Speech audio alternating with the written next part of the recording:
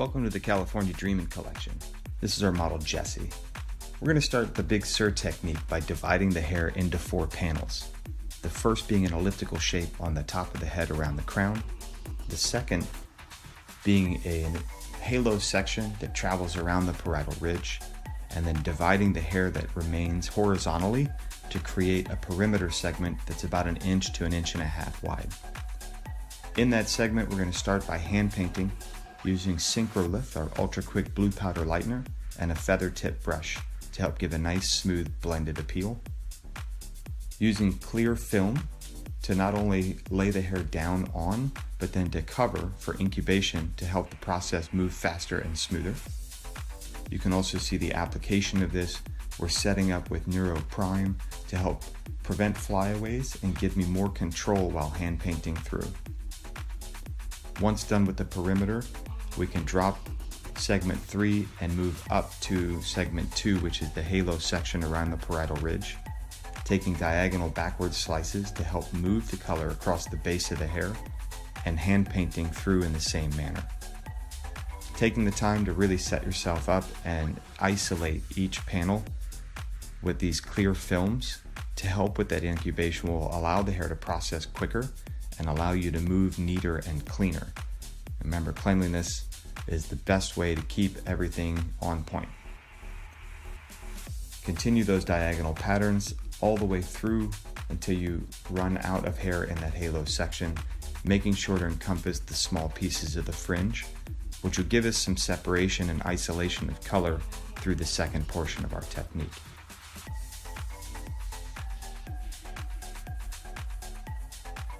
Once the hair has a chance to develop to the desired lightness, we'll go back through the technique and completely re-isolate all 4 of the same panels. Starting on the top with Color XG, we're going to shadow base with a 6-level neutral through that elliptical section to help give a rich chocolatey base to that top panel, which will encompass and overlay the entire hair image. Once the base is done, we can add a little bit of high lift ash to a 6NN formula, keeping the same shadow base, but then expanding the brightness through the ends of the hair to help give a little bit of an open, airy feel to that chocolate through the ends. I find with curly hair, it's nice to see a little extra movement. So working section by section, I can saturate all the way through the ends, giving a little comb through. And then for neatness and cleanliness, to be able to make our technique easier, we'll remove our plastic film, comb through, and then wrap all the hair up and out of the way to expose the other 3 panels to work on. We'll isolate our perimeter section as well by just braiding it out of the way to protect the pre-lightened hair that we already created, exposing that 3rd panel on the in-between so that we can add the same rich chocolate foundation.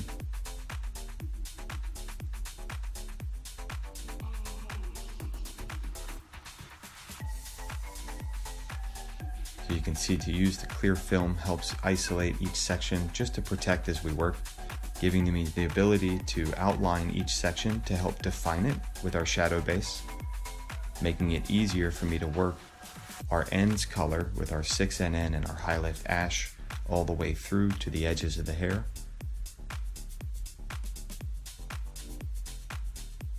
Keeping the technique neat and clean, so especially around the face when I'm working the touch-up, making sure to be gentle with the application as to not stain the skin.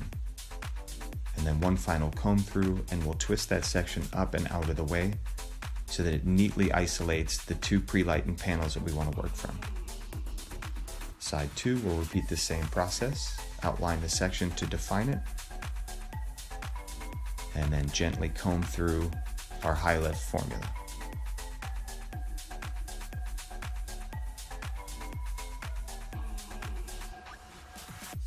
Found getting the base color done in this manner on the 2 main panels that we needed isolates the pieces that are pre-lightened that we really want to work off of. And this is where our lattice style technique comes into play. We're going to shadow base these pre-lightened segments and then isolate through slices of color, creating beautiful khaki tones. Our first being a taupe, which is our ultra toner violet, with 10 level neutral beige and a bit of violet intensifier, which is going to create a really soft violety taupe feel to the hair. Our second will be our soft olive, which is our clear booster with 8 level MT or matte series, with a touch of gold intensifier and a touch of green intensifier to really bring that soft olive color to life. The clear booster will help to almost shatter the color, so it's not very intense. And then our subtle blue formula made with ultratoner ash and blue intensifier, and just a pea size of the blue intensifier because it is quite strong and we just want to see a subtlety. In today's modern world of hair with Instagram and Pinterest and people being inspired by fun fashion colors, I wanted to create this look for Jessie where she does have that pop of intensity, but not so bright that it's unicorn hair.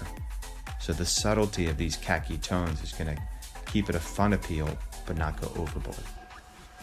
So side 2, repeating our lattice work. Once we ribbon through each section, just crisscrossing them over each other so that as the color processes, it has a really neat appeal while sitting in the color bar. Each of our salons is being judged every step of the way, from our service level all the way through to the cleanliness of the salon.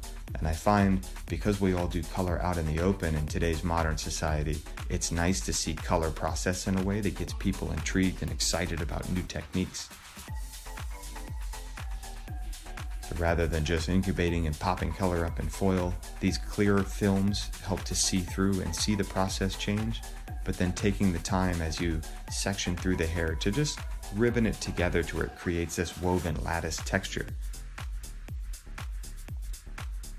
So here through that top halo section, we're going to repeat the technique.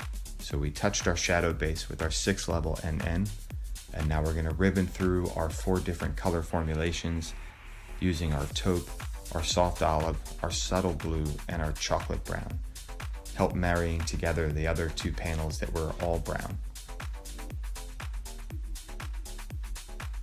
Taking diagonal backward slices is going to help move the color across the head shape a little bit more so it spreads out and you see more of that color horizontally rather than just vertical stripes. And then each section, massaging through the ends formula into the scalp so that you create a really soft blend of color. And then using a comb and your fingers to create flat ribbons of color that just weave one white over the next, gives it a really cool appeal while it rests. And you can also see the addition of intensifiers in our color. Not only will it help add the intensity to the hair that we want, but while the hair is in process, you can see each individual ribbon of color and how they fall and live right next to each other. And then lastly, in the fringe, just using these isolated sections to give a little bit more separation through the front. This coupled with curly hair on Jessie, I think is going to make these colors spring into action, and you're going to love the soft, subtle hue of how this works together.